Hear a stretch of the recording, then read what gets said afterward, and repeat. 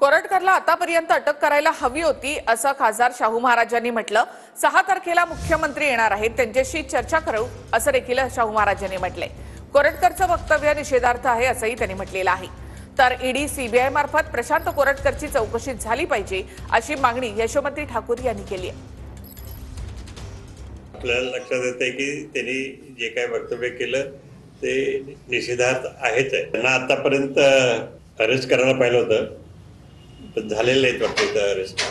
आज ऐकण्यात आलं की ते दुसरीकडे कुठेतरी दुसऱ्या राज्यात गेलेले आहेत असं तिथं बातमी आहे। तिथं जामीन मिळालेला आहे, त्या तारखेनंतर मग बघावं लागेल। 6 तारखेपर्यंत त्यांना टाइम दिलाय कोल्हापूरमध्ये।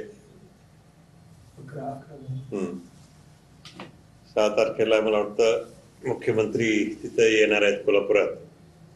तोपर्यंत त्यांच्यावर कारवाई करा म्हणून त्यांना सांगितलं।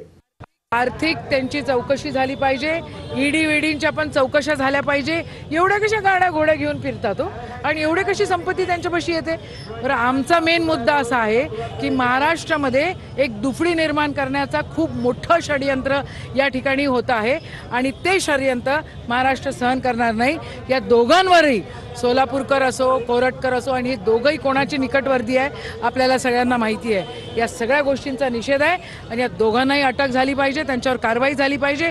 त्यांची आर्थिक जे काही त्यांचा गोंधळ आहे त्याची पण त्या ठिकाणी आम्ही मागणी केलेली आहे, त्याची पण इन्क्वायरी झाली पाहिजे आणि त्यांना शिक्षा झाली पाहिजे।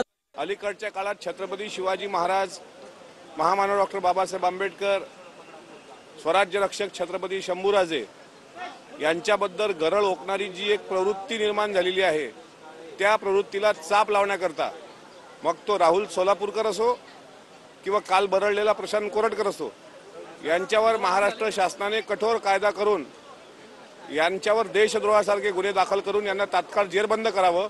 काल कोरटकरनी एक व्हिडिओ ट्विट करताना दिलगिरी व्यक्त न करता, माफी न मागता, एखादा चोर डल्ला टाकल्यानंतर जसा स्वतःला उजागर समजतो तशा प्रकारचं जे वर्तन केलं ते खपून घेतलं जाणार नाही। त्याला जरी वाटत असेल की मी मोबाईल जमा केला, माझा फॉरेन्सिक रिपोर्टमध्ये माझा आवाज नाही, पोलिसांनी ते सिद्ध केलेलं आहे की तो आवाज त्याचाच आहे। त्यामुळे अशा प्रकारे महापुरुषांचा अवमान करणाऱ्यांविरुद्ध एक कडक कायदा या शासनाने आणावा, याकरता मी स्वतः या संपूर्ण अधिवेशनाच्या कार्यकाळामध्ये माननीय मुख्यमंत्र्यांना विनंती करून असा कायदा पारित करण्याची विनंती करणार आहे।